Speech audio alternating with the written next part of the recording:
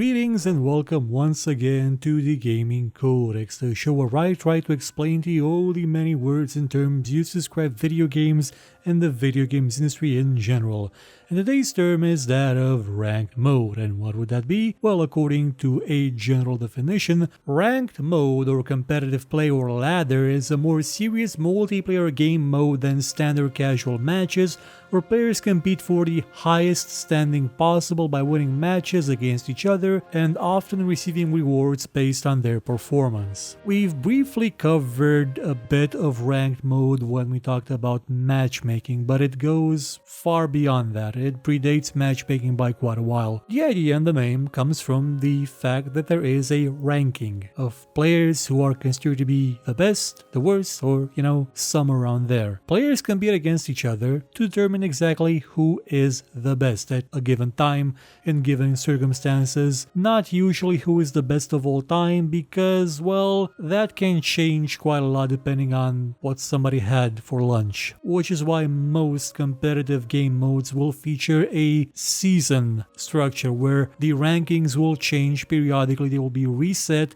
and everybody must qualify again and do their best to achieve the highest ranking possible to be able to brag that they ended on the top X% of the ladder, or they are in Bronze League, which is actually not that good. They all say that they're in Gold or Platinum League or Diamond Double Star League or something like that. And they would do this because there is the perception that the league you are assigned to, the score you are given at the end, is a determination of your skill. And the higher that league, that score is, the better you are perceived as being at the game, and the more you can say that I am better than you at this game and therefore I am more important. Though it's not always valid, because games like Rainbow Six Siege, which is something I learned from watching one of Rogue9's videos, doesn't actually use a league system or a proper ranking system for its competitive mode. The only thing that the ranked mode does is display a statistic that is always calculated even for casual matchmaking, and the league you are put in is just an approximation of what other people who have been playing have managed to score. So it's not really meant to show your skill, but more to show the accuracy at which your skill is calculated at.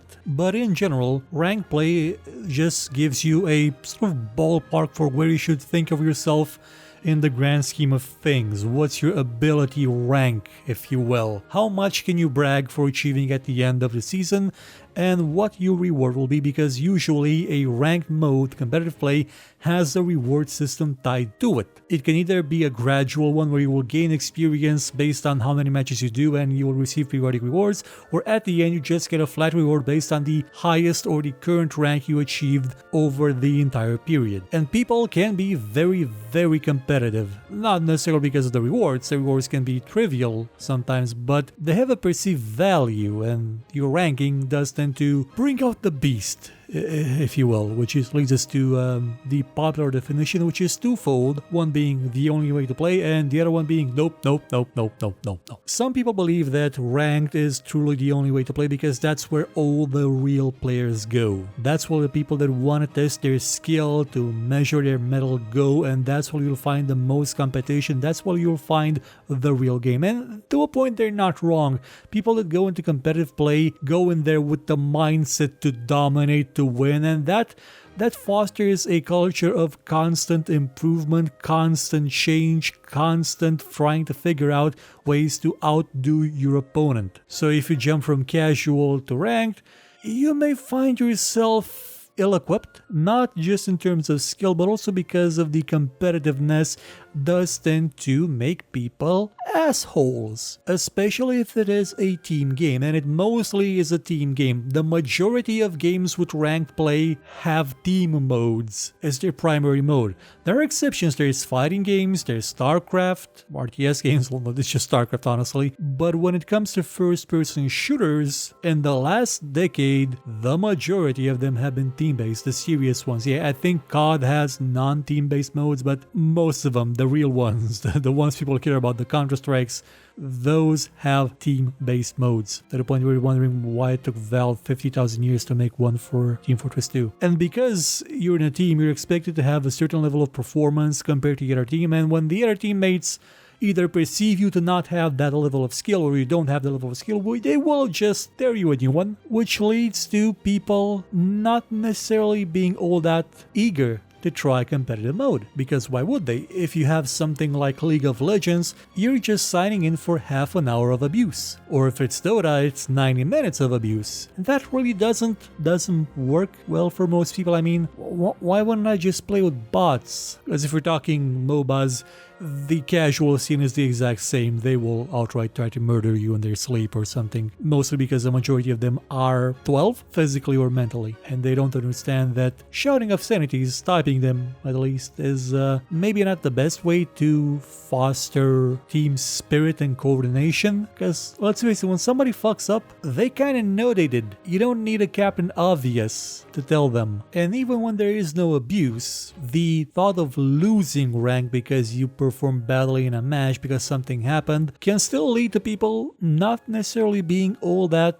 eager to play competitive mode. It's something called ladder anxiety or ranked anxiety, where people just play a couple of games and then don't, because if they play more, they're gonna lose and get stuck in bronze 2 for the rest of eternity and never be able to get out. So they may as well just stick with what they have now and never touch it again until the next season. And that kind of makes you think that maybe there is a problem with the way that the rank system is designed, or at least how the rewards are designed, or at least how some bits of it are designed, which leads us to the marketing definition. What? Toxicity? Well, no, it's the player's fault, not the systems. You'll quite often see people like Blizzard complaining about the toxicity in Overwatch, or pretty much anybody that has a competitive multiplayer game complaining about the toxicity in it, but never actually thinking, you know, maybe it's something with the system. Maybe the system has a problem where it really doesn't foster cooperation, where it's built in such a way that it calculates individual rank, individual skill based on a team's performance, a team of random people with different skills, different abilities, different knowledge, different sensibilities, different vocabularies, different styles of play. And for the actions of an entire team, we judge each individual separately instead of the team as a whole. You start thinking that maybe there's something we can do to fix that, like calculate rankings differently for team games, because they kind of should, because they're team games, they're not individual games. You could play as the best. They still have Warwick in League of Legends, the best Warwick in the world, but if one of your teammates disconnected because there was a power outage or he got eaten by a volcano, and the other one logged in by accident and now his cat is playing, yeah, you've got no chance. And you're gonna be really pissed about it, really angry. And it's not your fault, it's not the other player's fault, it's the system that is built to foster that toxicity. It is ingrained in it, but nobody's ever addressed it. They've added bans, they've added filters, they've started going after people's social media accounts, but they never addressed the fact that the core of the game is not you playing with your team. It's not like in football where you play with your team, where you play with people you know, people you train with. It's you playing with a bunch of randos, of whom some may be cats, and that never works out. Ever, especially when there is a reward and everybody wants the reward, and everybody will get very, very, very upset if they don't get a reward or the standing, even though the reward may be just trivial. It's something that needs to be addressed, but nobody's doing it. So closes another edition of the Gaming Codex. Come back next time when we will talk about a brand new subject. Goodbye.